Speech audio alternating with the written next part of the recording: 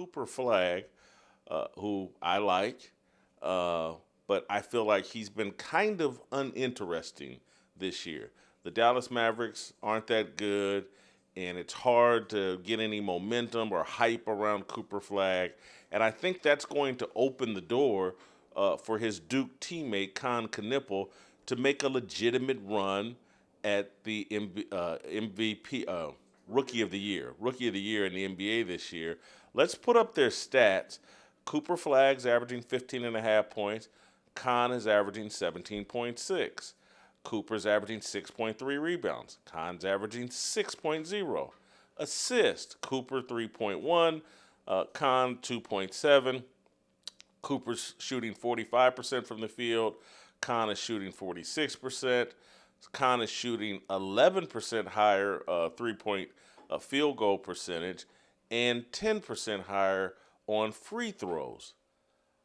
Is there a case for Kon Knueppel, and bring Edgecombe into the conversation as well, but is there a case for Kon actually being the great white hope? And I don't say that as a pejorative, but is there a chance that Kon, in his rookie year, could outshine Cooper Flagg?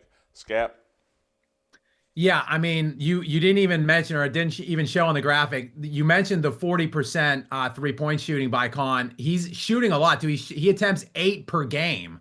So 40% at 8 attempts a game. He's one of the more prolific three-point shooters in the entire NBA right now.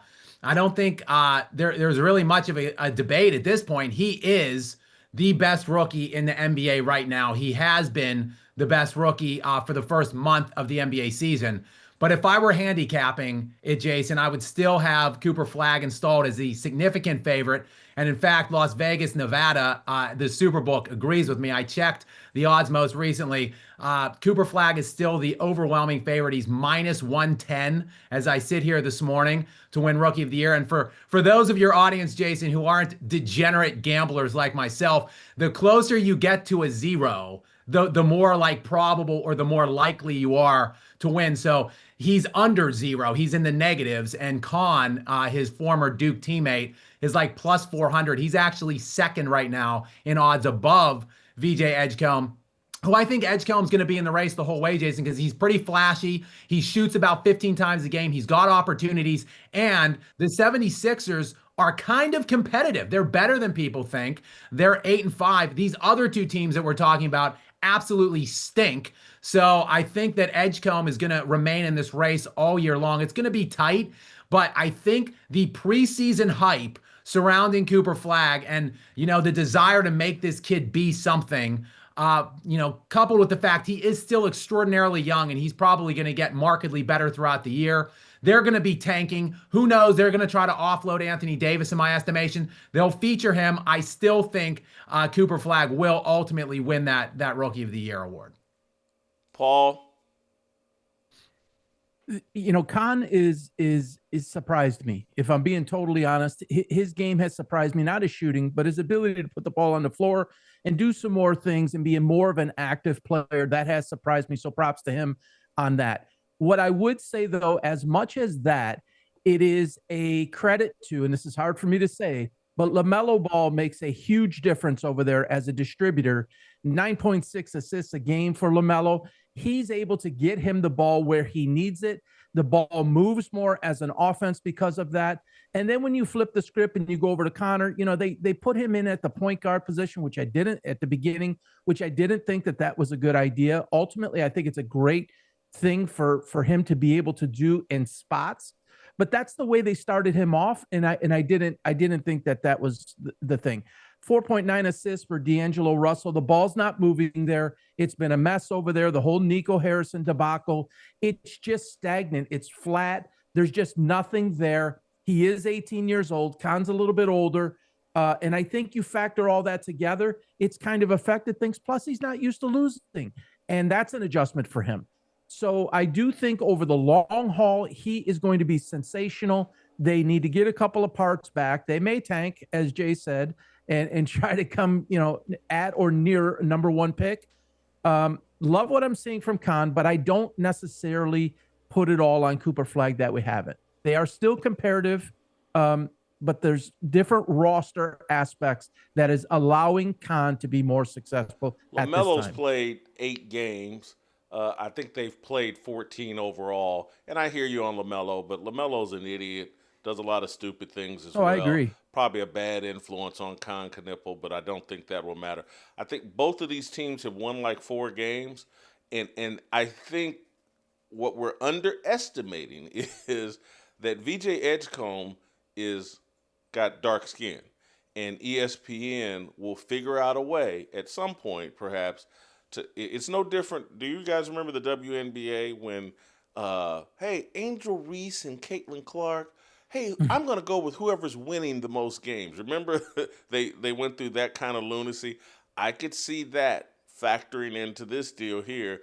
Let's make VJ Edgecombe, because if both of these teams stay on this pace and only win 20, 23, 24 games, and Philly ends up winning 40, I could very easily see someone turning this into a racial thing, and very subtly, and make it about wins and losses more than the fact that Kon Knueppel is. And I think Kon Knueppel is probably a month and if we get to Christmas and he's still significantly outplaying Cooper Flagg, I think all that preseason hype and the narrative will go out the window, and people will kind of enjoy Kon Knueppel's less threatening than Kon Knueppel. And so I think people would kind of enjoy giving it to Kon over Cooper Flagg, and certainly would enjoy giving it to VJ Edgecombe over both of them. Scap?